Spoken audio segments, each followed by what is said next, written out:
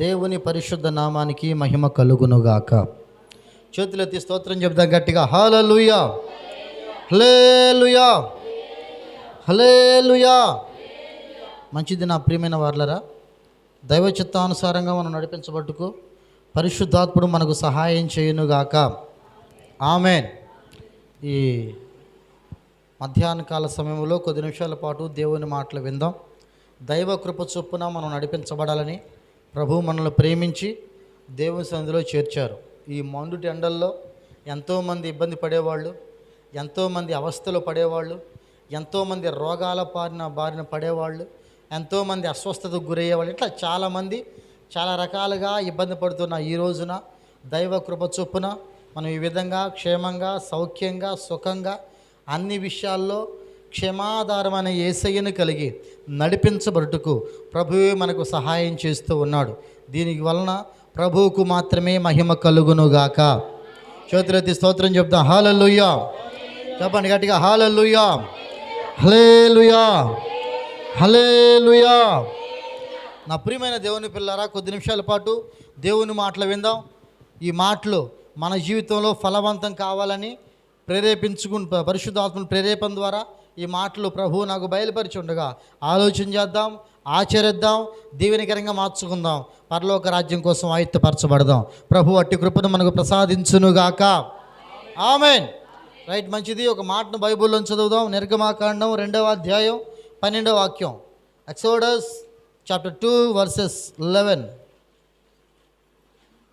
నిర్గమాకాండం 2వ అధ్యాయం 11వ వాక్యాన్ని చదువుదాం. ఆ దినములలో మోషే పెద్దవాడై తన జనుల యొద్దకు పోయి వారి భారాలను, వారు పడుతున్న కష్టాన్ని చూశాడు. అప్పుడు ఆ మోషే తమ జనులలో ఒక హెబ్రీయుని ఒక ఐగుప్తీయుడు కొట్టగా చూచి ఇటు అటు తిరిగి చూసి ఎవరు అటుపక్క ఇటుపక్క లేని కారణం చేత ఆ హెబ్రీయుని కొడుతున్న ఐగుప్తీయుని చంపి ఇసుకలో వానిని కప్పిపెట్టెను. దేవునికి స్తోత్రం చెప్దాం గట్టిగా. హల్లెలూయా. ప్రభు చదవబడిన లేఖన భాగం ద్వారా మనతో ముచ్చటించునుగాక. నూతనమైన క్రొత్త కోణాన్ని ప్రభు మనకు వివరించునుగాక. నా ప్రియమైన దేవుని పిల్లారా, మనము జాగ్రత్తగా కొన్ని మాటలు ఆలకించాలి. దైవ చిత్తానుసారంగా నడిపించబడవలసిన మనం, దైవ కృపలో ఎదిగి ఒదిగి ఉండవలసిన మనం, దేవుని కృప కొరకే కనిపెడుతూ బ్రతకవలసిన మనం, దేవుని చేత ఎంతవరకు ప్రేరేపించబడుతున్నాం, దేవునికి ఎంతవరకు ప్రార్థిస్తున్నాం, దేవుని చిత్తాన్ని ఎంతవరకు నేర్చుకుంటున్నాం అనేది ఈ రోజున తేట తెల్లమవుతుంది. కారణం ఏంటంటే, మోషే ఈ జరిగిన సందర్భంలో నుంచి కొన్ని మాటలు మన ఆత్మీయ జీవితానికి, ఎదుగుదలకు, ఆత్మీయ జీవిత అభ్యున్నతికి తోడ్పడతాయని ప్రభు మనతో మాట్లాడాలనుకుంటూ ఉన్నారు. సరే ప్రియమైన వర్లరా, ఇక్కడ జరుగుతున్న సందర్భం ఒకసారి నేను మీకు గుర్తు చేస్తాను. మోషే నీటి నుంచి తీయబడి రాజగృహంలో ఒకరికి దొరికి తన సొంత తల్లి ద్వారానే పెంచబడి నడిపించబడుతూ ఉన్న కాలం అది, ఎదుగుచూ ఉన్న కాలం. ఆ కాలంలో మోషేకి తన పుట్టు పూర్వత్రాలు తెలిస్తే ఒక రోజున తన జనులు అనుకుంటున్న ఇశ్రాయేలు ప్రజల దగ్గరికి వెళ్ళి వాళ్ళ శ్రమను, కష్టాన్ని చూస్తూ ఉన్నారు. ఆ కాలం ఏదనగా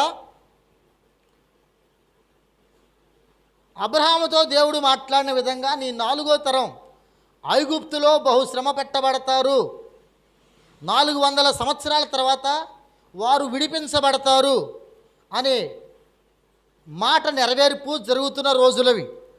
ఆ రోజుల్లో మోషే అనే ఒక మహానుభావుడు ఇశ్రాయేలు ప్రజల్ని నాయకుడిగా వ్యవహరించి వారిని ఐగుప్తు నుంచి బయటికి తీసుకొని రావాలని దేవుని ఆజ్ఞ ఉన్నది. ఆ ఆజ్ఞను శిరసాహించటకు పుట్టిన ఇతను నమ్మకంగా ఎదుగుతూ ఉన్నాడు దేవుని సన్నిధిలోను. రాజనగరిలో ఉన్న తన బ్రతికేంటో, తన జీవితం ఏంటో, ఎందుకు పుట్టాడో, అతను ఎవరి కుమారుడో, ఏ విధంగా తన జన్మ జరిగిందో, ఏ విధంగా తను మరి తిరిగి పెరిగాడో, ఇవన్నీ కూడా తెలుసుకున్న అతను తన సొంత ప్రజలైన స్వజనమైన ఇశ్రాయేల్ ప్రజల దగ్గరికి వచ్చి చూస్తూ ఉన్నాడు. చూస్తూ ఉంటే వాళ్ళు బీభత్సంగా శ్రమ పట్టబడుతున్నారు. ఐగుప్తీయులు అనువారు వీరిని చాలా అవస్థల పాలు చేస్తున్నారు, చాలా కష్టాల పాలు చేస్తున్నారు, చాలా ఇబ్బంది పెడుతున్నారు. ఇవన్నీ చూస్తూ ఏమీ చేయలేక కృంగిపోతూ ఉన్నాడు తనలో తానే మోషే. అయితే ఆ సమయంలో ఒక సంభవం తటస్థించింది. అదేంటంటే, ఇశ్రాయేల్ ప్రజలు పనిచేస్తూ చూసి విసిగి వేసారిపోతూ, వాళ్ళు బాధలు పడుతూ, అవస్థలు పడుతూ, కన్నీళ్ళ పాలవుతూ, ఇంకా ఈ పని చేయలేము, ఎంతకాలం ప్రభువా అని దేవునికి వైపు కేకలేస్తూ, ఇవన్నీ చూస్తూ ఒక నిరాశ నిస్పృహలోకి వెళ్ళిపోయిన మోషే ఒక దృశ్యాన్ని చూశాడు. ఏం చూశాడంటే, ఐగుప్తీయుడు అనబడుతున్న ఒక వ్యక్తిని, ఆ ప్రాంతపు హెబ్రీయుడు అనబడుతున్న ఒక వ్యక్తిని ఐగుప్తీయుడు అనబడుతున్న ఒక వ్యక్తి కొడతా ఉన్నాడు, గాయపరుస్తూ ఉన్నాడు.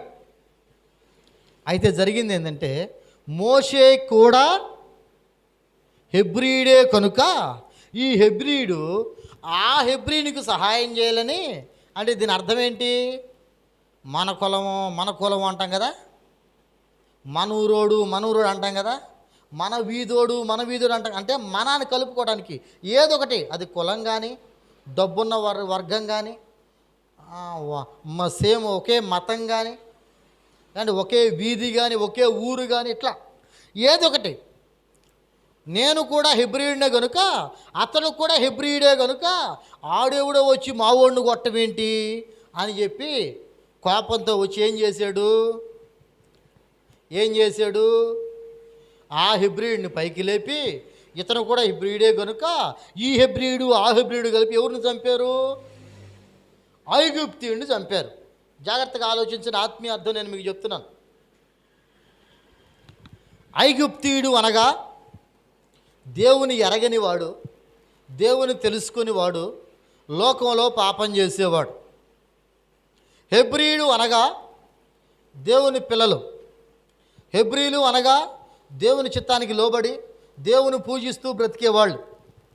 ఇప్పుడు వాళ్ళకి మధ్యలో ఏమొచ్చింది, ఒక తగాదా వచ్చింది, ఒక గొడవ వచ్చింది. ఈ గొడవ వస్తే మోషే ఏం చేశాడు, తనవాడు అనుకుంటున్న హెబ్రీయుని దగ్గరికి వెళ్ళి అతనికి సహాయంగా నిలిచి ఎవరిని చంపేశారు, ఐగుప్తీయుని చంపేశారు. ఓకే, ఈరోజు మన ధ్యానాంశం ఏంటంటే, నీ లోపల దాగి ఉన్న లేదా నీతో యుద్ధము చేస్తున్న, నీతో పోరాడుతున్న ఐగుప్తీని చంపగలవా? నీతో యుద్ధము చేస్తున్న ఐగుప్తీని చంపగలవా? ఇది మన ధ్యానాంశం. నా ప్రియమైన దేవుని పిల్లరా, జాగ్రత్తగా మనం గమనిస్తూ వస్తే ఐగుప్తీలు ఉన్నారు కొన్ని లక్షణాలు. నేను ఈరోజు మీకు తెలియజెప్తాను, జాగ్రత్తగా వినండి. ఐగుప్తీలు సంపాదించుకున్న కొన్ని లక్షణాలు, ఆ తర్వాత అసలు ఐగుప్తీయుడు ఎవరు, మోషే ఎవరు, ఈ హెబ్రీయుడు ఎవరు, ఎందుకు హెబ్రీయునికి మోషే వచ్చి సహాయం చేశాడు, ఇవన్నీ మీకు పరిశుద్ధాత్ముని ద్వారా ప్రభు బోధించువాడై ఉన్నాడు. నా ప్రియమైన దేవుని పిల్లరా, ఒక మాట ఆలోచించండి. మొట్టమొదటి మాట, ద్వితీయోపదేశకాండం 26వ అధ్యాయం 6వ వాక్యాన్ని ఒకసారి చదువుదాం. ద్వితీయోపదేశకాండం 26వ అధ్యాయం 6వ వాక్యం. Deuteronomy chapter 26 verses 6.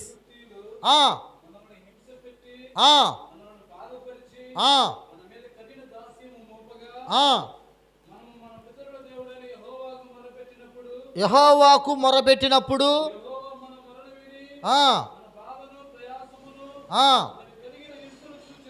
చూసెను. అదే ద్వితీయోపదేశకాండం 21వ అధ్యాయం 18వ వాక్యం చదువుదాం. 21:18. ఈ రెండింటికి ఒకని కుమారుడు, ఎవని కుమారుడు, ఐగుప్తీయుని కుమారుడు ఏమయ్యాడంటమ్మా, మొండివాడై తిరగబడి తండ్రి మాట కానీ తల్లి మాట కానీ వినకయుండి అతని శిక్షించిన తరువాత దేవునికి స్తోత్రం చెప్దా. హల్లెలూయా. మొట్టమొదటి ఐగుప్తీల్లో కనబడే మొట్టమొదటి లక్షణం మొండితనం. ఏంటమ్మా? గట్టిగా చెప్పండి అందరూ. ఏంటిది మొండితనం అంటే? తెలుసా మీకు? తెలియదా? అందరికీ తెలుసు.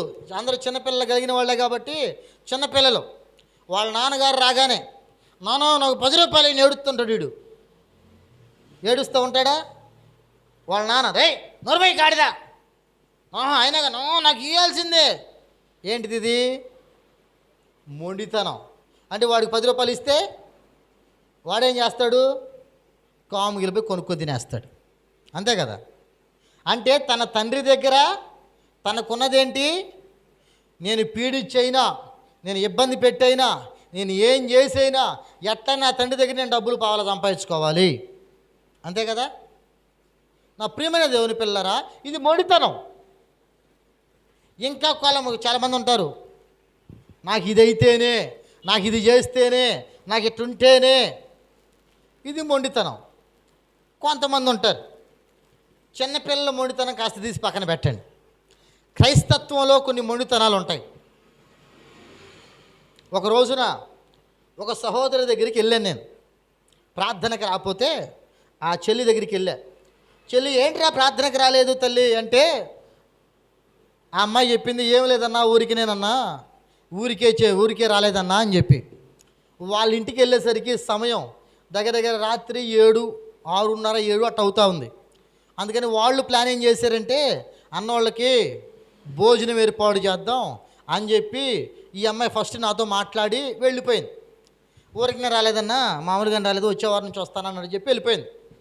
వెళ్ళిపోతే వాళ్ళ అమ్మోళ్ళు కాస్త పని చేయలేని ఉంటారు కదా, వాళ్ళు కూర్చున్నారు నా దగ్గర. వాళ్ళని అడిగాను నేను, ఏమా ఎందుకు అమ్మాయి ప్రార్థనకి రాలేదు, మీరెందుకు రావడం లేదు ఏంటంటే, అయ్యా ఒక మాట అయ్యా, నువ్వేమనుకోకపోతే చెబుతా అన్నారు వాళ్ళు. సరే నేనేమనుకుంటాను చెప్పమ్మా అంటే, అమ్మాయికి పోయిన ఆదివారం వాక్యం బాగా తగిలిందంటయ్యా. అమ్మ ఏందమ్మా పోయిన ఆదివారం చెప్పిన వాక్యం బాగా తగిలిందంట. ఏం వాక్యం చెప్పానమ్మా నేను? ఏదో చెప్పా. బాగా తగలటం అంటే ఏంటమ్మా? అమ్మాయి చిన్న చిన్న తప్పులు చేస్తూ ఉందయ్యా, కాబట్టి ఆ వాక్యం తగిలిందంట. అందుకని అమ్మాయి మొండికి తిరిగింది. ఏం మొండికి తిరిగిందమ్మా? నేను రానంటే రాను, అదొక్క చర్చి అయినా ఉంది, ఇంకేమీ లేదా? ఏమండి, వాక్యం తగిలితే ఏం చేయాలా? వాక్యం తగిలితే ఏం చేయాలి? తప్పును ఒప్పుకొని, ప్రభువా ఈ విషయంలో నేను రాంగ్గా ఉండ, నిజమే నాయనా, దయచేసి నన్ను క్షమించయ్యా, ఇక మీదట నేను తప్పును ఒప్పుకుంటున్నాను, నేను ఆ చిన్న చిన్న తప్పుల జోలికి వెళ్ళను, చిన్న చిన్న అబద్ధాలు ఆడను, చిన్న చిన్న సీరియళ్ళు చూడను, చిన్న చిన్న వాటిలో నేను పాలుపంపులు పొందనయ్యా, నేను నీకు నమ్మకంగా ఉంటాను ప్రభువా, నువ్వు నాతోనే మాట్లాడావయ్యా అని చెప్పి సరి చేసుకోవాలి. అంతేనా? ఈ అక్క ఏం తిరిగింది? మొండికి తిరిగింది. నేను రాను. యేసు ప్రభు కరుణా సంపన్నుడు కదా, యేసు ప్రభు కనికరం కలిగినోడు కదా, ఆయన తొందరగా ఏం చేయలే. అమ్మా ఎల్లమ్మా అని చెప్పి ఒకళ్ళిద్దరి చేత కూడా దేవుడు ప్రేరేపణ కలిగి చెప్పించాడు. ఈ అమ్మ ఎనలా. సరే మాట్లాడే 8 అయింది. 8 గంటలకు వాళ్ళు భోజనం సిద్ధం చేసి, అన్న భోజనం చేద్దురు అన్న. అమ్మ ఇప్పుడెందుకమ్మా, ఇంటికి వెళ్ళి చేస్తాం కదా. లేదని సిద్ధపరిచేసి, అందుకని వెళ్ళేవరా తల్లి అంటే, అవునన్నా అని చెప్పి. అంతా బాగానే ఉందమ్మా పెట్టు అనగానే మొత్తానికి వాళ్ళు వడ్డించారు.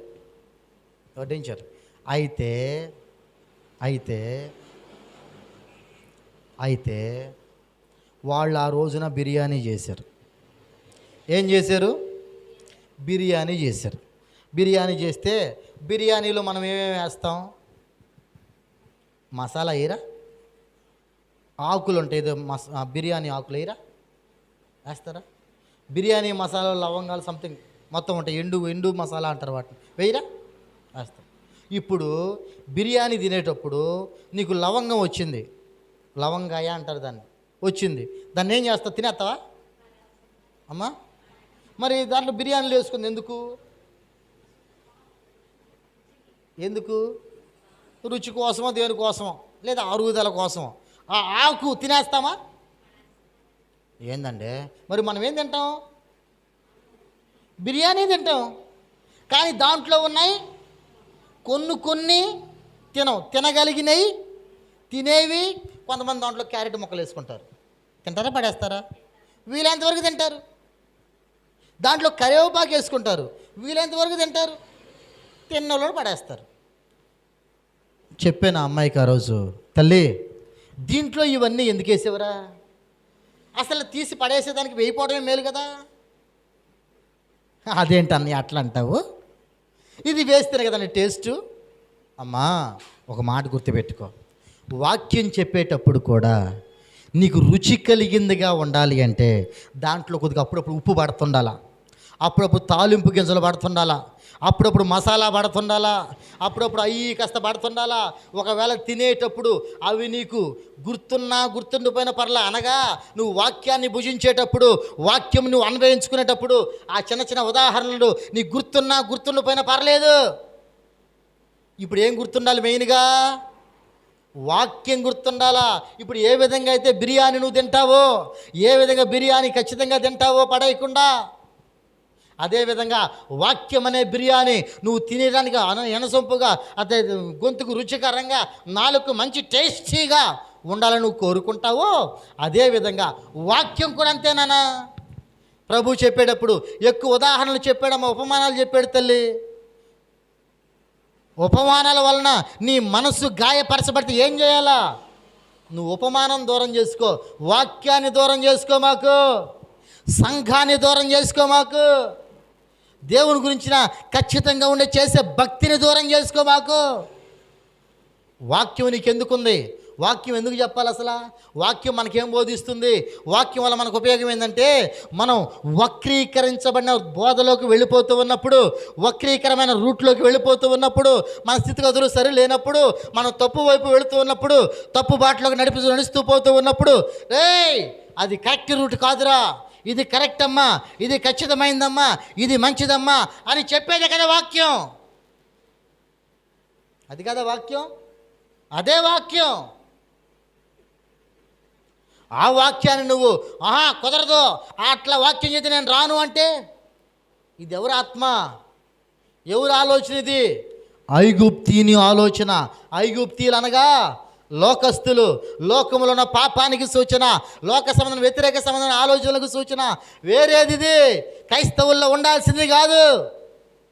మొండికి తిరిగానన్నయ్య. ఆ మాట చెప్పగానే ఆ బిడ్డ ఏడ్చేసింది.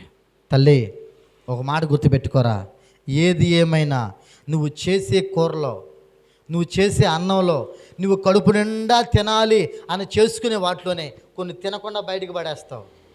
అయితే నీ ఎదురుగా వచ్చే కొన్ని సమస్యలు, కొన్ని నిందలు, కొన్ని ఆలోచనలు, కొన్ని వ్యతిరేకతలు, ఇవన్నీ కూడా నువ్వు పక్కకు పడేయాలమ్మా. వాక్యంలో చెప్పే కొన్ని ఉదాహరణలు నీకు నచ్చకపోవచ్చు, వాక్యము నచ్చితే చాలు. మీకు అర్థమవడం కోసం కొన్ని మాటలు చెప్తాం. దీని అర్థం అవడం కోసమా? వాక్యమే అదా? వాక్యమే ఉపమానం ఎప్పుడూ కాదు. ఉపమానం వాక్యంలో ఒక భాగమే ఉపమానం. ఆ తర్వాత దేవుని సన్నిధిని వెతకడంలో మొదటి స్థానంలో ఉందా తల్లి. మంచిగా దేవుని దగ్గరికి వచ్చింది, ప్రాధేయపడింది, యేసయ్యా నా తప్పని ఒప్పుకుంది, దేవుని పాదాలు పట్టుకుంది. నా ప్రియమైన వాళ్ళరా, ఒకసారి ఆలోచించుకో.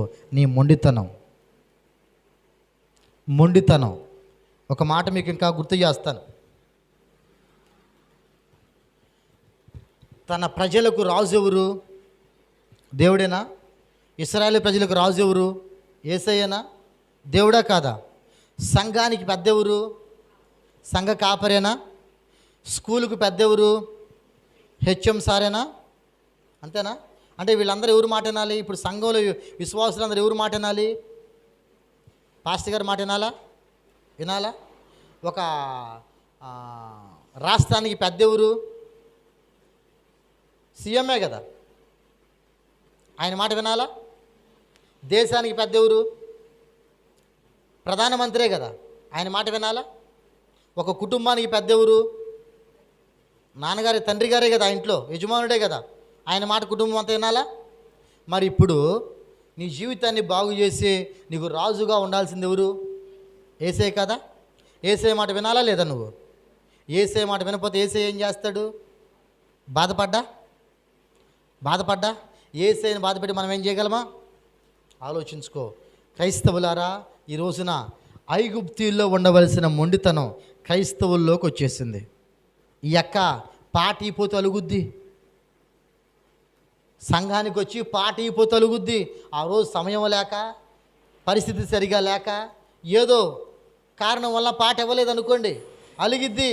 అక్క పక్కకు మూతి పెట్టి, పక్షవాతం వచ్చిన వాళ్ళకి వచ్చినట్టు మూతి పెట్టి ఇంట్లో కూర్చొని తర్వాత ఆదివారం రాదు. ఏందమ్మా పాస్టర్ గారు నాకు ఈరోజు పాట ఇవ్వలేదు. ఈ మొండితనం పోవాలి, ఈ పెంకితనం పోవాలి. ఇది మంచి అలవాటు కాదు, క్రైస్తవునికి ఉండవలసిన అలవాటు కాదు ఇది.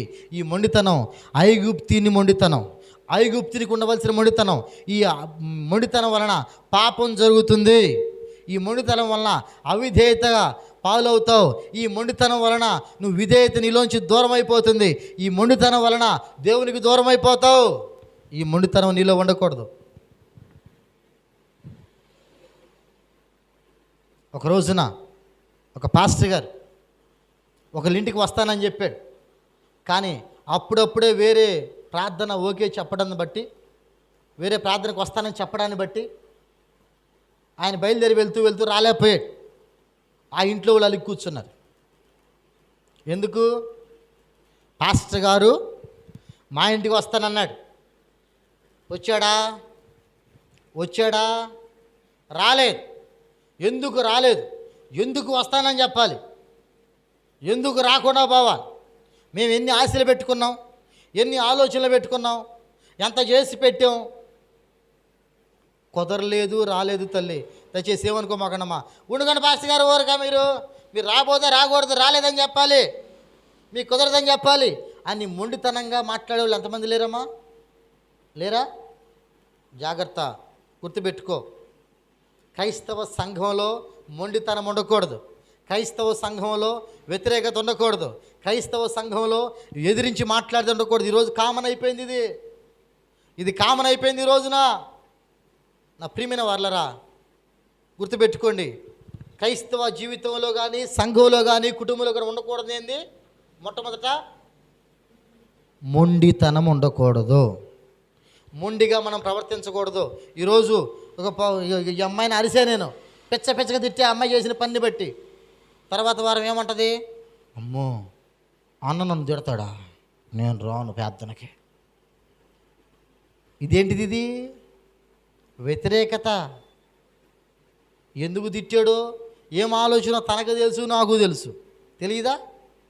సంఘంలో ఒక్కొక్కసారి ఒక విశ్వాసిని గద్దించాల్సి వస్తుంది, ఒక విశ్వాసికి బుద్ధి చెప్పాల్సి వస్తుంది, ఒక విశ్వాసిని అరవాల్సి వస్తుంది, ఒక విశ్వాసికి మంచి ఆలోచన నేర్పాల్సి వస్తుంది. ఆ సందర్భంలో ఒక్కొక్కరి మనసు గాయపడవచ్చు. అప్పుడు ఏం చేయాలి? ఏమనుకోవాలి విశ్వాసి? ఎవరో కాదుగా నన్ను తిట్టింది, నా సంఘ కాపరే కదా. ఎవరో కాదుగా నన్ను తిట్టింది, నా ఆత్మీయ తండ్రే కదా. ఎవరో కాదుగా నన్ను తిట్టింది, నా కుటుంబంలో ఒక వ్యక్తే కదా అని సర్దుకుపోయే మనస్తత్వం. ఇది పరిశుద్ధాత్ముడు నీకు ఇచ్చే గొప్ప వరం. ఈ వరం నీలో లేదంటే దాని అర్థం ఐగుప్తీని క్రియలు నీలో ఇంకా పని చేస్తున్నాయి అని అర్థం. రెండో మాట, సమూయేలు 2వ గ్రంథం 23వ అధ్యాయం 21వ వాక్యం.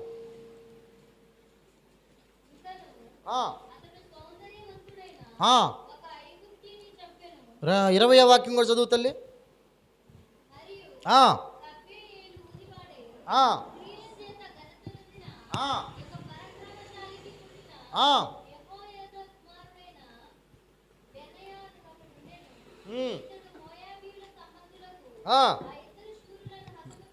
హతము చేసెను, మంచు కాలమున బయలువెడలి దాగి ఉన్న సింహాన్ని చంపాడు. తర్వాత దేవునికి స్తోత్రం చెప్తా. హల్లెలూయా. రెండవ మాట, ఐగుప్తులకున్న రెండో లక్షణం, మనం చంపాల్సింది మొట్టమొదట దేన్ని చంపాలి? మొండితనాన్ని చంపాలి. మొండితనం అది మంచికైతే పర్లా, చెడుకైతే ఖచ్చితంగా చంపాలి. సంఘంలో అయితే ఖచ్చితంగా చంపి తీరాలి. వ్యతిరేకత మొత్తం మన నుంచి దూరం అవ్వాలంటే ఐగుప్తుల క్రియలు మనలో కనపడకూడదు. రెండవ మాట, ఐగుప్తులకు రెండో లక్షణం అలంకరించుకోవడం, సౌందర్యవంతులుగా తయారవడం. ఏమండి? సౌందర్యవంతులుగా తయారవడం. బెనయా ఏం చేశాడు? బెనాయా చేసిన పనేంటి? సౌందర్యవంతుడైన ఐగుప్తుని చంపాడు. చంపాడా చంపలేదా? చంపేశాడు. ఇప్పుడు ఈరోజు మనం చేయాల్సిన పనేంటి? సౌందర్యవంతులైన ఐగుప్తీయులను చంపాలి. మనలో ఉన్నారా సౌందర్యం చేసుకునే వాళ్ళు? అందంగా అలంకరించుకునే వాళ్ళు ఉన్నారా? ఉన్నారు. ఈరోజు క్రైస్తత్వంలో ఇది చాలా ఫ్యాషన్ అయిపోయింది. క్రైస్తత్వంలో ఇది చాలా ఇదైపోయింది. నా ప్రియమైన వార్లరా, ఒక్కసారి మీరు ఆలోచించుకోండి. ఒక్కసారి దేవుని వద్దకు రండి, దేవుని పాదాలు పట్టుకోండి, దేవుని కృపను బట్టి వేడండి. ప్రభువు ఏం కోరుకుంటున్నాడు? నువ్వు ఏ విధంగా చిన్నతనంలో భూమి మీదకి వచ్చావో అదే విధంగా ఉండడం నాకు ఇష్టం. ఇది ప్రభు కోరుకుంటుంది. మనమేం చేస్తున్నాం? మనం చేస్తున్న పని ఏంటో తెలుసా? భూమి మీద సహజ సిద్ధమైన అలంకరణ. ఇది అలంకరణ. ఈ అలంకరణ ఎవరిది? యెహెజ్కేలు గ్రంథం ఒకసారి తీయండి. యెహెజ్కేలు గ్రంథం 28వ అధ్యాయం, త్వరగా.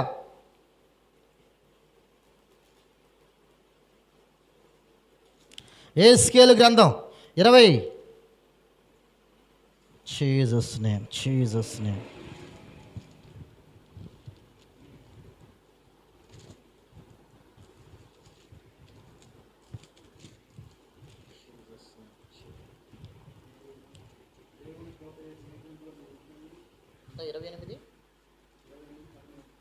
28వ అధ్యాయం 13వ వాక్యం, త్వరగా.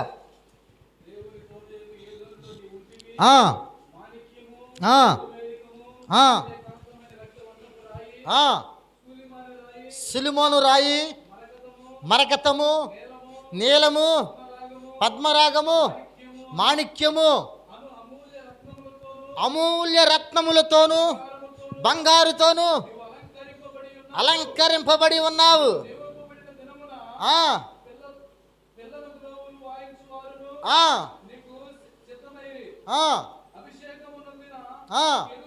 కెరూబువై ఉంటివి.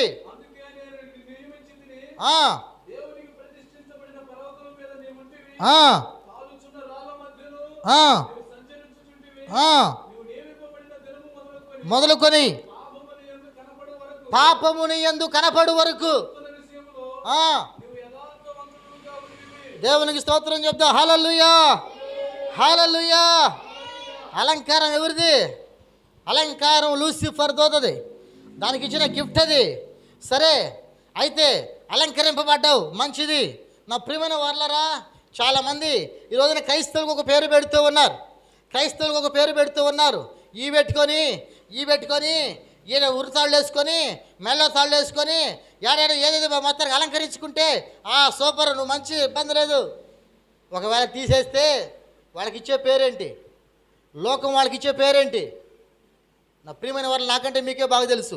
గుర్తుపెట్టుకోండి, నీవు క్రైస్తవురాలుగా ఉన్న అలంకారం ఒకటి ఉంది. నీకు ఉండవలసిన అలంకారం ఒకటి ఉంది. ఏంటి అలంకారం? సాధువైనట్టు, మృదువైనట్టు, అక్షయమగు గుణమగు ఆ గుణమును నీకు అలంకారముగా ఉండాలే తప్ప ఇవేమి నువ్వు ధరించుకోకపోయినా పెద్ద పట్టింపు లేదు అక్కడ. నా ప్రియమైన వాళ్ళరా, దేవుని కోసం నీ అలంకారం నువ్వు త్యాగం చేస్తే నీ భూలోకంలో నేను అందంగా కనపడాలి, అందంగా అందరికీ ప్రత్యక్షం అవ్వాలి, అందరూ చూస్తే అయ్య బాబోయ్ ఎంత బాగుంది అని చెప్పుకోవాలి అనే మాట నీ గురించి నలుగురు చెప్పుకునే దానికంటే కూడా నీ మనస్సులో మంచిదండి, చాలా ప్రేమ కలిగిందండి, మంచిగా మాట్లాడుతుందండి. నా హృదయంలో ఎంత భారం ఉండి ఆమె దగ్గరికి వెళ్ళినా ఆమె మాట్లాడే మాటకి సంతోషంగా తిరిగి వస్తానండి. నా హృదయ విధానక బాధ మొత్తం కూడా మంచు కరిగినట్టు కరిగిపోతుందండి అని చెప్పడం ఎంత ముఖ్యం, ఎంత మంచిది, ఎంత బాగుంటుంది. అలా చెప్తే మనకు కావాల్సిన అలంకారం అదమ్మా. ఏం అలంకారం మనకు కావాలి? ఏం అలంకారం కావాలి? ఈ బంగారం ఈ భూమి మీద మనల్ని విడిచిపెడుతుందా? వదిలిపెడుతుందా?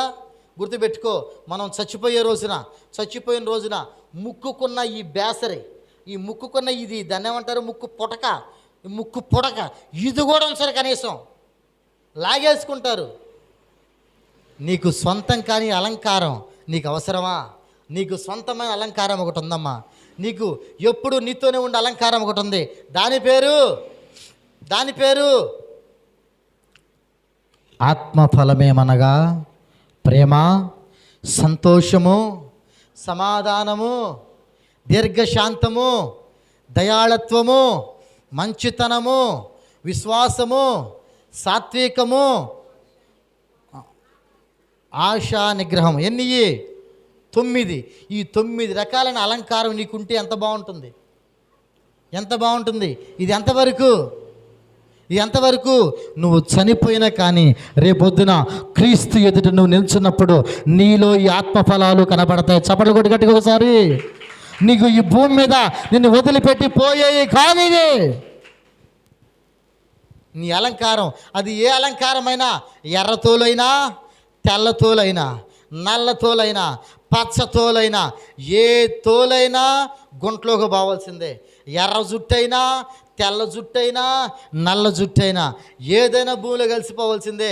నువ్వు కద్దరేసినా, సిల్కేసినా, ఊలేసినా, ఇంకా ఏదేసినా మట్లో కలిసిపోవాల్సిందే. ఏది జరిగినా, ఏది వేసుకున్నా, ఏ తిండి తిన్నా, ఏ రూపం ధరించినా, ఎంత డాక్టర్ అయినా, ఎంత యాక్టర్ అయినా, ఎంత కలెక్టర్ అయినా, ఎంత పాస్టర్ అయినా, అది ఏదైనా సరే ఎక్కడికి వెళ్ళిపోవాల్సిందే. అయితే భూమి మీద ఉండగానే బెనయా దేన్ని చంపాడు? బెనయా చంపింది దేన్ని? సౌందర్యాన్ని చంపాడు. నువ్వు సౌందర్యంగా ఉండొద్దు. శివుడు ముక్కేసుకొని పుషిబట్టిన కళ్ళతో ఈగో సొల్లు కాల్చుకొని మీసాలు వేసుకొని నువ్వు అందరికి కనపడని కాదు నేను చెప్పేది. అది కాదమ్మలు, అట్లా కాదు. ఎస్తేరు షోషాను కోటకు తరలించబడిన తర్వాత ఏం జరిగింది అక్కడ? అమ్మా నీకేం కావాలి? అమ్మా నాకు ప్రత్యేకమైన ఆభరణాలు ఏమొద్దండి, నాకు ప్రత్యేకమైన అలంకారాలు ఏమొద్దండి. హేగే నిర్ణయించిన అలంకారము తప్ప మరి ఏది నాకు అవసరం లేదు. ఏమైనా అర్థమైందా? ఎవరు నిర్ణయించింది? నన్ను సిద్ధపరిచేవాడు నాకు ఇచ్చే అలంకారం తప్ప మరి ఏది నాకొద్దు. ఎస్తేరు అనగా నువ్వు నేను, హేగే అనగా పరిశుద్ధాత్ముడు, రాజు ఎవరికి సూచన? మన దేవునికి సూచన. పెండ్లి కుమార్తెగా మనం సిద్ధపరచబడుతూ ఉన్నాం. రాజనగర్లో అనగా సంఘములో దేవుని చిత్తానుసారంగా మనం వాక్యము చేత, ప్రార్థన చేత, ఆ ఆత్మీయ అనుభవాల చేత, దేవుడు మనం నేర్పించే పాఠాల చేత, శ్రమల చేత ఆ కోటలో ఉండి అనగా ప్రార్థనా మందిరంలో ఉండి మనం నేర్చుకునబడుతూ ఉన్నాం, నేర్పించుకునబడుతూ ఉన్నాం. మనం నేర్చుకుంటూ ఉండగా పరిశుద్ధాత్ముడు మనకు బోధిస్తూ ఉన్నాడు, మనకు నేర్పిస్తూ ఉన్నాడు. ఇవన్నీ నేర్పిస్తూ ఆయన ఒక రోజున రాజు ఎదుట అనగా యేసయ్య ఎదుట మనల్ని నిలబెట్టి, ఎస్తేరు అనబడుతున్న మనల్ని నిలబెట్టాలని ఆయన సిద్ధపరుస్తూ ఉంటే అలంకారం ఎవరిష్టం? మన ఇష్టం కాదు. అలంకారం ఎవరిష్టం? మనల్ని సిద్ధపరిచి మనల్ని బలపరిచే పరిశుద్ధాత్మని ఇష్టం. దేవునికి స్తోత్రం చెప్తాం. చెప్పండి గట్టిగా హల్లెలూయా. మన ఇష్టం కాదు అలంకారం, మనల్ని సిద్ధపరిచే పరిశుద్ధాత్మని ఇష్టం. సిద్ధపరుస్తూ ఉన్నాడు. ఎన్నో శ్రమలు రాలేదా ఎస్తేరుకి? కష్టాలు రాలేదా? నిందలు రాలేదా? అవమాన పాలు అవ్వలేదా? ఉపవాస ప్రార్థనలు చేయలేదా? కడుపు మార్చుకోలేదా? శ్రమలు పడలేదా? అన్ని భరిస్తూనే పరిశుద్ధాత్మని చేత సిద్ధపరచబడుతూ ఉంది. ఏమైంది? ఒక రోజున రాజు ఎదుట నిలబెట్టబడింది. రాజుకు దయ పట్టింది. ఈమె రాణి అవ్వడానికి యోగ్యురాలు. కొట్టు చప్పట్లు గట్టిగా కొట్టు. రాణి అవ్వడానికి ఈమె తప్ప మరెవరు యోగ్యులు కాదు. రేపొద్దున యేసయ్య ఏం చేస్తాడు? మనము అలంకారము దేవుని చిత్తానుసారమైంది, పరిశుద్ధాత్ముడు బోధించిన అలంకారం మనం ధరించుకుని ఉంటే ఆ రోజు ఆయన ఏమంటాడు, ఇదిగో నా తండ్రి చేత ఆశీర్వదించబడిన వాళ్ళరా, మీకు సిద్ధపరచబడిన పరలోకంలో ప్రవేశించండి. ఎంత సంతోషం ఆ రోజున మనకి, ఎంత సంతోషం. మొట్టమొదటిది మొండితనం, ఇది నిన్ను దేవుని వేరు చేసేదిగా ఉండకూడదు. రెండవది సౌందర్యం, దేవునికి విరోధంగా నిన్ను చేసేది ఉండకూడదు. ఇవి ఇక్కడ రాయబడింది కదా, 14వ వాక్యం అనుకుంటాను, 15వ వాక్యాలు అనుకుంటాను యేసుకేలు గ్రంథంలో. నీవు నియమించబడిన దినము మొదలుకొని ఎంతవరకు, పాపము నీ యందు కనబడే అంతవరకు ఎట్లున్నాడంట, యథార్థముగా ఉన్నాడట. ఏమండి, యథార్థముగా ఉన్నాడు. ఎక్కడొచ్చింది తేడా, తప్పు ఎక్కడ జరిగింది? అలంకరించుకొని అద్దం ముందుకెళ్ళి నవ్వుకున్నాడట. అరే నువ్వెంత అందంగా ఉన్నావురా, నువ్వెంత సూపర్గా ఉన్నావురా, నువ్వు భలే ఉన్నావురా, అసలు నీ అందం ముందు ఎవరు సరిపోతారా అని చెప్పి నవ్వుకొని ఒక మనసులో ఒక ఆలోచన చేశాడు. దేవుని సింహాసనానికి పైగా నా సింహాసనం వేసుకుంటా, దేవునికి పైగా నా రాజ్యాన్ని స్థిరపరుచుకుంటా అని గర్వించిన వాడై పడిపోయాడు లూసిఫర్. అందం నీకు ఉండొచ్చు, అది ఒకరోజు నీకు అక్కడికి రాదమ్మా. చదువు నీకు ఉండొచ్చు, ఒకరోజు నీకు అక్కడికి రాదమ్మా. బంధుబలగం నీకు ఉండొచ్చు, ఒకరోజు నీకు అక్కడికి రాదమ్మా. నీ స్నేహితులు నీకు ఉండొచ్చు, ఒకరోజు అది నీకు అక్కడికి రాదు తల్లి. ఎంతమంది ఉన్నా ఏమున్నా ఒకటి గుర్తుపెట్టుకో, యేసయ్య నీతో ఉంటే నువ్వన్నిట్లో హీరోనే. చప్పట్లు కొట్టి గట్టిగా చప్పట్లు గట్టి గట్టిగా. యేసయ్య హీరో కనుక నీవు యేసయ్యతో కలిసి ఉంటే నీవు కూడా ఎప్పుడు హీరోవే. యేసయ్య లేకపోతే పెద్ద గుండు సున్నా, పెద్ద జీరో నువ్వు. నా ప్రియమైన వాట్లరా, ఆలోచించుకోండి. ఐగుప్తు కలిగి ఉన్న 2 అనుభవాలు, ఒకటి మొండితనం, 2 ఇవి 2 మనకు ఉండొచ్చా? ఉన్న ఎంతవరకు, నీలో పాపము ఏర్పడకుండా ఉన్నంత వరకు. లోకంతో రాజీ పడతావా? ఏమీ లేదు అన్నయ్య, ఒక అక్క ఉండేది. ఆ అక్క ప్రార్థనకు వచ్చినప్పుడు మంచిగా మర్యాదగా బొట్టు తీసేసి ఏమి తీసేసి వచ్చేది. బయటికి వెళ్తే బొట్లు పెట్టుకొని అన్నీ పెట్టుకొని కనపడేది. నేను చెప్పేది తప్పని కాదు, విషయం ఏంటంటే దేవుని సందుకు వచ్చినప్పుడు నటనా భక్తి ఎందుకు? అవునా? వస్తా చర్చికి వస్తా వాళ్ళంత దూరాన ఒక చిన్న స్తంభం ఉంటే, కరెంట్ స్తంభం, బొట్టు తీసి దానికి అతికించి వస్తుంది. మళ్ళీ పోయేటప్పుడు ఈ నటన ఎందుకు? చల్లగానైనా వెచ్చగానైనా ఉండు, మధ్యలో రకం మనకెందుకు నిలువెచ్చని స్థితి? అసలు నేను తీసేమని ఎవరు ఏడిచాడు? ఎవరు నేడిచాడా? ఎవరు ఏడవలేదు కదా. అమ్మో వాళ్ళు ఏమన్నా అనుకోరో. మన సంఘానికి వచ్చి ఒక అక్క ఉంది, ఈటికి ఆడికి పోయేటప్పుడు బ్రహ్మాండంగా అలకరించుకుని పోద్ది, చర్చికి వచ్చేటప్పుడు ఏమీ లేకుండా అవుతుంది. ఏందాక మొన్న రోడ్డు మీద కనపడినప్పుడు చెవులు మొత్తం మెరుతున్నాయి ఏందాక? అదన్నా నాయకుడు కాదన్నా, పక్కింట్లో అడుక్కొని చూసావా, నీ సౌందర్యం నేను అడుక్కునేటట్టు చేసింది. మంచిది నా ప్రియమైన వాళ్ళరా, గుర్తుపెట్టుకోండి, అన్నీ సంపాదించుకోండి, అన్నిట్లో స్థిరంగా ఉండండి, అన్ని విషయాల్లో మేలుకరంగా ఉండండి, దేవునికి దగ్గరగా ఉండండి. దేవునికి స్తోత్రం చెప్దాం. చెప్పండి గట్టిగా, హల్లెలూయా హల్లెలూయా. అయితే చిన్న మాట చెప్పి నా మాటలు ముగిస్తా. అసలు విషయానికి వస్తున్నాం ఇప్పుడే. ఐగుప్తులు కలిగి ఉన్న 2 అనుభవాలు, ఒకటి 2 ఓకే, అలంకరించుకునే తత్వం, సౌందర్యం కాదు, అలంకరించుకునే తత్వం, బహుగా అలంకరించుకుని అసలు నన్ను చూసావా, నా అందం చూసావా అంటుంటా, అట్లా ఆ టైప్ అనమాట. అయితే విషయం ఏంటంటే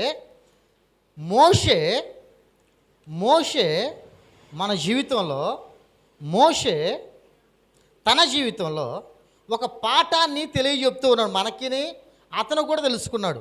అదేంటంటే ఆశీర్వాదం మన దగ్గరికి వచ్చింది, అధికారం మన దగ్గరికి వచ్చింది, ప్రభు అన్నీ మనకి ఇచ్చాడు. కానీ మోషే తప్పిపోలా. ఏ విషయంలో తప్పిపోలా?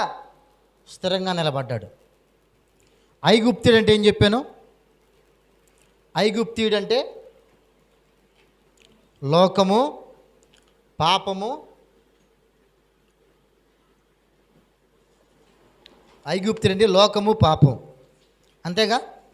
లోకంలో ఉన్న ప్రతి వ్యసనం, ప్రతి పాపం ఐగుప్తునికే సూచన. హెబ్రీడ్ అంటే మనమే దేవుని బిడ్డలం. ఇప్పుడు విషయం ఏంటో చెప్పనా? ఐగుప్తు అనే పాపంతో హెబ్రీడు అనే మనం, విశ్వాసులమైన మనం పోరాటం చేస్తూ ఉన్నాం. ఏం చేస్తున్నాం? గట్టిగా చెప్పాలి. పోరాటం చేస్తూ ఉన్నాం. పోరాటం చేస్తూ ఉన్నాం. చేస్తా ఉంటే మనకి ఓపిక సరిపోలా, మనకి బలం సరిపోలా, మనకి గట్టితనం సరిపోలా, మనం నిలబడే పద్ధతి, ఆ స్థితి మనకి సరిపోలా. మనం నిలబడలేక ఒక్కోసారి పడిపోతున్నాం, ఒక్కోసారి లేస్తున్నాం, ఒక్కోసారి పడిపోతున్నాం, ఒక్కోసారి లేస్తున్నాం, ఒక్కోసారి ప్రార్థన చేస్తున్నాం, ఒక్కోసారి ప్రార్థన చేయలేకపోతున్నాం, ఒక్కోసారి కృంగిపోతున్నాం, ఒక్కోసారి నిలబడుతున్నాం, ఒక్కోసారి వడ్డీకి డబ్బులు తీసుకోవట్లా, ఒక్కోసారి తీసుకుంటున్నాం, ఒక్కోసారి వంకర మాటలు మాట్లాడట్లా, ఒక్కోసారి మాట్లాడుతున్నాం, ఒక్కోసారి బూతులు తిట్టట్లా, ఒక్కోసారి తిడుతున్నాం, ఒక్కోసారి చర్చికి రావడంలా, ఒక్కోసారి వస్తున్నాం. అంటే టోటల్గా ఐగుప్తుడు అనే పాపంతో గెలవడానికి, ఐగుప్తుడు అనే సాతానుతో గెలవడానికి విశ్వాసిగా ఉన్న మనకు, ఆధ్యాత్మిక స్థితిలో ఎదుగుతున్న మనకి ఏం సరిపోవట్లేదు? బలము సరిపోవడం లేదు. ఏం సరిపోవడం లేదు? గట్టిగా చెప్పాలి. బలము సరిపోవట్లా. ఇప్పుడేం జరిగింది? చూసి మోషే వచ్చాడు. ఎవరు వచ్చారు? మోషే ఎవరికి సూచన అంటే, అపోస్తుల కార్యంలో చెప్పబడిన విధంగా నా వంటి ప్రవక్త మీకోసం వస్తాడు అని.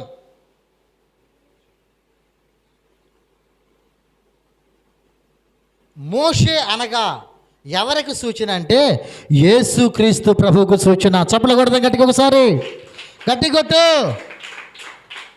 నా ప్రియమైన దేవుని పిల్లలారా, దైవ చిత్తానుసారంగా మనం నడిపించబడుటకు ఉద్దేశించిన దేవుని ఉద్దేశం బహు గొప్పది, చాలా గొప్పది. దేవుని ఆలోచన చాలా శ్రేష్టంగాను, పవిత్రంగాను, పరిశుద్ధంగాను ఉంటుంది. మోషే అనగా ఎవరికి సూచన అని చెప్పాను? చెప్పాలి గట్టిగా. యేసుక్రీస్తుకు సూచన.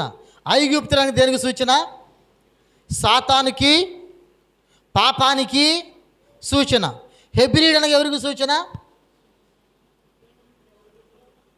దేవుని ప్రజలైన మనకే సూచన, విశ్వాసులు ఉన్న మనకే సూచన. అయితే మనం సాతానుని గెలుస్తున్నామా? జయించగలుగుతున్నామా? జయించలేకపోతున్నాం. ఇప్పుడేం జరుగుతుంది? యేసు ప్రభు చూసి ఒరే నా బిడ్డ సాతానుని, పాపాన్ని గెలవలేకపోతున్నాడు రా, జయించలేకపోతున్నాడు అని చెప్పి యేసు ప్రభు మనకు సహాయం చేయడానికి సాక్షాత్తు పరలోకం నుంచి దిగి వచ్చాడు. కూడా చప్పట్లు గట్టిగా. యేసు ప్రభు దిగి వచ్చాడు. ఎవరికి సహాయం చేయడానికమ్మా? ఎవరికి సహాయం చేయడానికి? మనకే. దేనికి సహాయం చేయడానికి? మనం పాపాన్ని జయించడానికి, మనము లోకాన్ని జయించడానికి, మనం సాతాను జయించడానికి, విజయాన్ని మనం పొందడానికి ఎవరు సహాయం అవసరం పడింది? యేసయ్య సహాయం అవసరం పడి యేసయ్యే దిగొచ్చాడు. ఇప్పుడు యేసయ్య దిగొచ్చి ఏం చేశాడు? మన కోసం, మనకు బలము రావడానికి, విలువలేని మన బ్రతుకులకు విలువ తెచ్చి పెట్టడానికి, విలువలేని మన బ్రతుకుల్లో ఆధ్యాత్మికమైన చింతన కలిగి నడిపించబడాలని, మనం ఒక త్యాగపూరితమైన భక్తి చేయాలని, యేసయ్యే ఆధారంగా బతకాలని, యేసయ్య కృపచేత నడిపించబడాలని ఆయన ఆలోచన కలిగిన వాడై, నా బిడ్డలు ఖచ్చితంగా నేను కలిగి ఉన్న విలువను కలిగి ఉండాలి అని మన పక్షాన కోరుకున్నవాడై ఆయన ఏం చేశాడు? పరలోకం నుంచి దిగొచ్చి మనకు సహాయం చేయడం మొదలుపెట్టి సాతానుని వాడి క్రియలను సిలువలో అనగదొక్కాడు. దేవునికి స్తోత్రం చెప్తాం. హల్లెలూయా. సిలువలో అనగదొక్కి మనకు కూడా జయాన్ని ప్రసాదించాడు. ఎవరికి? మనకి. జయాన్ని ప్రసాదించి ఇప్పుడు యేసుక్రీస్తు ప్రభు లోకాన్ని జయించి, పాపాన్ని జయించి, మరణాన్ని జయించి, సిలువను జయించి, ఇన్నిటిని జయించి, నా కుమారుడా నీవు నేను జయించిన వాటన్నిటినీ నేను జయిస్తున్నాను, నేను జయించాను, నేను జయించిన వాటన్నిటినీ మీరే జయించాలి, మీరు కూడా జయించాలి అని చెప్పి ఆయన సిలువ మరణం ఏ విధంగా జయించాడో, శ్రమలను ఏ విధంగా జయించాడో, పాపాన్ని ఏ విధంగా జయించాడో, అన్యాయాన్ని ఏ విధంగా జయించాడో, బూతు మాటలను ఏ విధంగా జయించాడో, లోకాన్ని ఏ విధంగా జయించాడో, వీటన్నిటిపైన జయాన్ని ప్రభు మనకు అనుగ్రహించి పరలోకానికి వెళ్ళిపోయాడు. దేవునికి స్తోత్రం చెప్తామా? చెప్పండి గట్టిగా హల్లెలూయా. పరలోకానికి వెళ్ళిపోతూ ఒక మాట చెప్పాడు, నేను ఏ విధంగా జయించానో,